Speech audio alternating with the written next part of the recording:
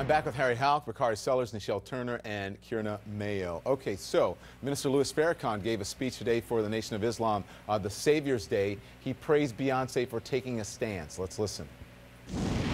Sweet sister Beyonce, boy. Now, you know, people are terrified.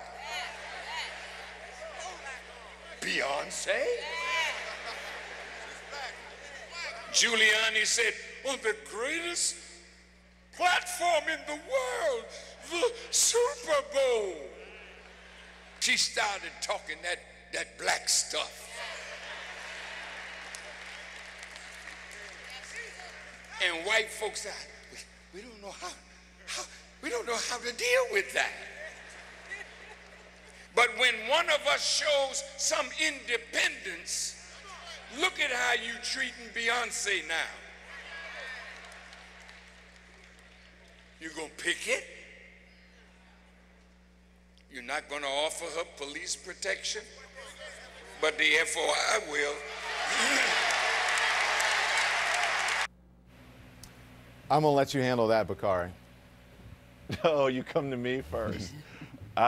You know, my answer to this is I'm still not sure how we got to this point. Exactly. I'm still not sure why. I don't know either. I am at a loss on how we got from 0 to 100, in the words of the great American poet Drake, so quickly. You know, I find myself Really, here standing very, very proudly with Beyonce, very proudly with Kendrick Lamar, not just because they're millennials and a part of my generation, but again, they are articulating so much pain that's going on in our communities.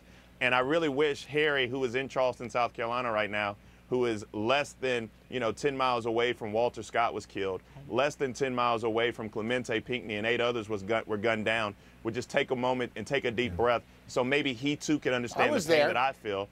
So you can understand the pain that I feel, and then we could have a more productive discussion. So, Harry, listening to that, what about the pain? What about the pain that I feel with the 15 police officers that were murdered by the BLA? When you hear Minister Farrakhan saying, "Hey, if the police won't do it, I'll do it.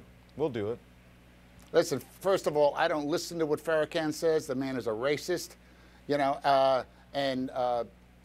called for the death of whites. He called for the death of Jews. I mean, I wouldn't give this guy 30 seconds of my time in my life.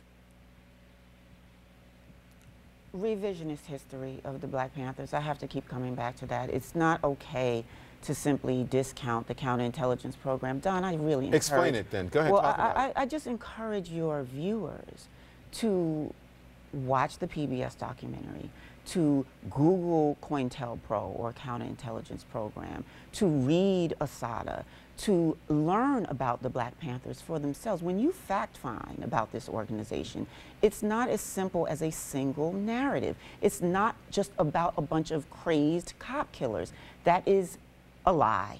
And it's important that we say this because it is... What's a lie? That they didn't kill cops?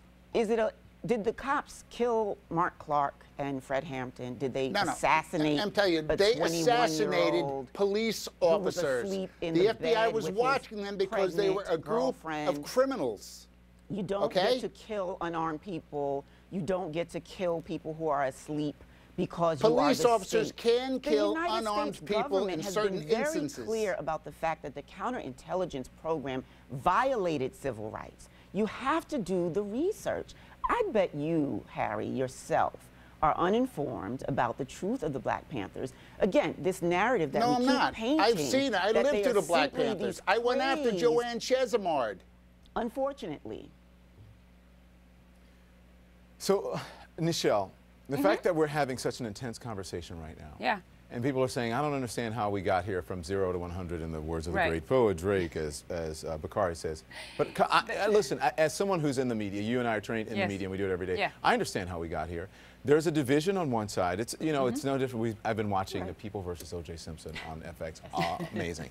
It is the divisions about race in this country are so deep. So you have one side who are really upset and feel that police officers, aren't getting their fair share. And then you have people of color who have a different reality than police. It may not just be, white, but then police officers.